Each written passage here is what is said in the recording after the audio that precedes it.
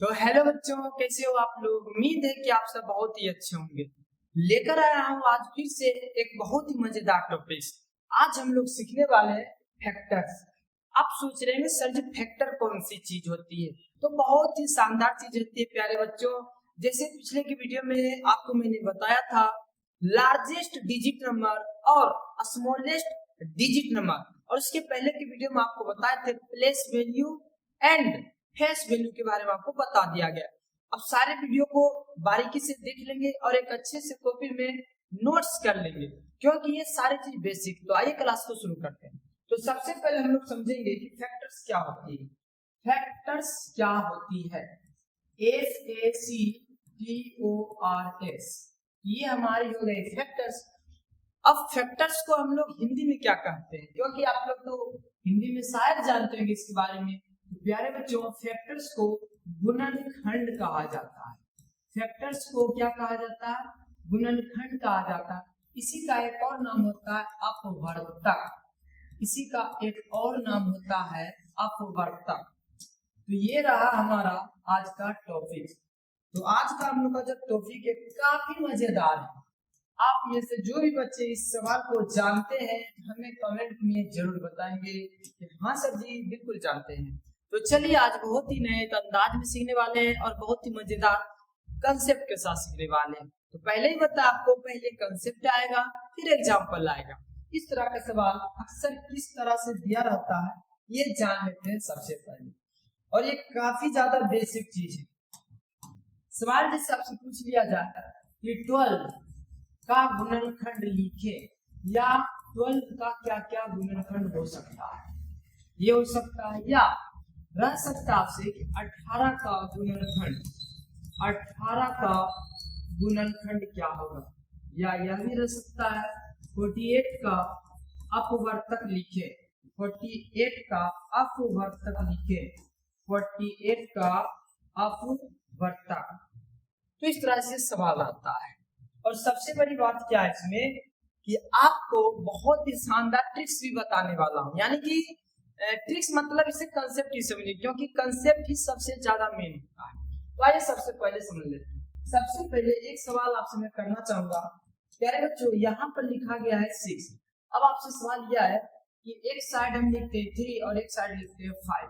अब आपको बताना ये जो 6 आप देख रहे हैं ये 3 से डिवाइड होगा या फिर 5 से डिवाइड होगा। यानी कि कौन से से पूरा पूरा भाग लगेगा, 3 से पूरा भाग लगेगा या 5 से ये पूरा पूरा भाग लगेगा।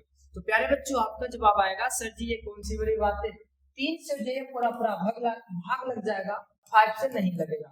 तो बिल्कुल सही जवाब है। चलिए एक और सवाल, अगर हम आपसे बात पूछे 8 4 से भाग लगेगा या 5 से भाग लगेगा या 3 से भाग लगेगा। भाग मतलब यहाँ जो आपके संख्या दिया गया 8 कौन सी संख्या से पूरा पूरा भाग लगना चाहिए, पूरा पूरा कटना चाहिए। यानी तो देखिए 3 से 5 से नहीं कटेगा, 3 से भी नहीं कटेगा, लेकिन ना 4 से देखिए तो भाग 8 जो है 2 बार में कट जाएगा। ठीक है, चल यहाँ तक बात आपको समझ में आ गई। और समझते हैं, अगर बोला जाए 25, क्या 25 5 और 3 में से किससे पूरा पूरा भाग लगेगा। चलिए जल्दी से बताइए किससे पूरा पूरा भाग लगेगा। तो आप कहेंगे सर जी ये कौन सी बड़ी सवाल है, बहुत बच्चा क्लास में पढ़ते आ रहा है, ये 5 से जो पूरा पूरा कट जाएगा। क्यों? क्योंकि 3 से डिवाइड नहीं होगा, क्योंकि 3 के टेबल में 25 नहीं आता। और साथ ही विभाजता का नियम भी याद होगा आपको, अगर नहीं मालूम है तो वो भी हम आपको बता देंगे। चलिए एक और सवाल है। अब आपसे हम पूछे कि चलिए यहाँ पर हम 8 लिखे। अब आपको यह बताना है कि 8 जो है कौन कौन से संख्या से पूरा पूरा भाग लगेगा। ध्यान से सुनिएगा कंसेप्ट क्या है। 8 कौन कौन से संख्या से पूरा पूरा भाग लगेगा। तो प्यारे बच्चों 8 क्या है, 1 से पूरा भाग लगेगा, 2 से पूरा भाग लगेगा और साथ ही 4 से भी पूरा भाग लग जाएगा। चलिए यहाँ तक बात है आपको समझ में आ गया। और सवाल लेते हैं, जैसे हम बात करें 12 का यानी 12 कि 12 जो है कौन कौन से संख्या से पूरा पूरा भाग लगेगा। 12 जो है कौन कौन से संख्या से पूरा पूरा भाग लगेगा।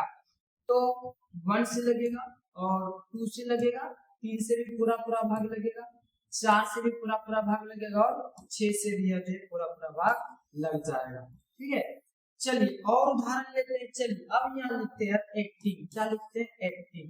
अब आपको बताना 18 जो है कौन कौन से संख्या से पूरा पूरा भाग लगना चाहिए, रिमाइंडर 0 बचना चाहिए। रिमाइंडर क्या होता है बाबू? तो शेष जो है बउआ, शेष जो है प्यारे बच्चों 0 बचना चाहिए। शेष क्या बचना चाहिए? 0 बचना चाहिए।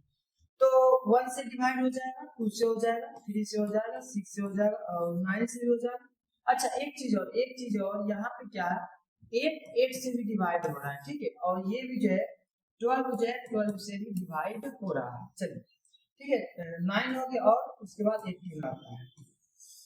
अब एक चीज आप यहाँ पे ध्यान देंगे, यहाँ पर जो 8 लिखा है और नीचे जितने भी संख्या आया है ये सभी संख्या से 8 जो है पूरा पूरा भाग लग जाएगा, ठीक है।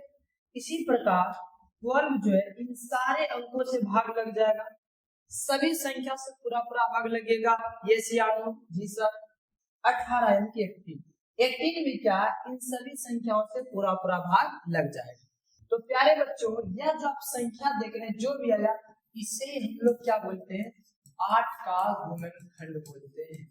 8 का गुणनखंड बोलते हैं। और यहाँ पे जितने भी सारे संख्या आया ये आपका 12 का वर्धक हो गया, दोनों एक ही चीज होता है। इसी प्रकार 18 का ये सारे संख्या क्या है? ये आपका गुणनखंड हो गया। बात आया समझ में कि गुणनखंड क्या होता है? गुणनखंड और वर्धक एक वैसी संख्या जिससे कोई एक संख्या पूरा पूरा भाग लग जाता है, ठीक है। वैसी संख्या, कंसेप्ट याद रखना है, डिफिनेशन पे कभी फोकस नहीं करें, कंसेप्ट सबसे ज्यादा जरूरी होता है। अच्छा अब एक चीज और इसमें गौर करेंगे, यह जो एक है आप देख रहे हैं 1 के टेबल में 8 आता है, यह जितना भी संख्या है ना वो सभी संख्या में 8 आता है, इन सभी टेबल में 8 आता है। देखिए 1 के टेबल में 8 आता है, 2 के टेबल में 8 आता है, 4 के टेबल में 8 आता है, 8 के टेबल में 8 आता है।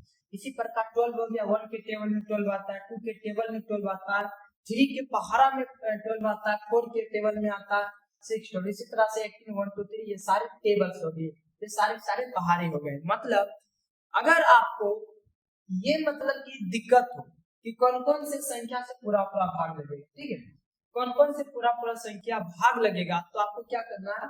टेबल भी सोच लेना, यानी पहाड़ा सोच लेना।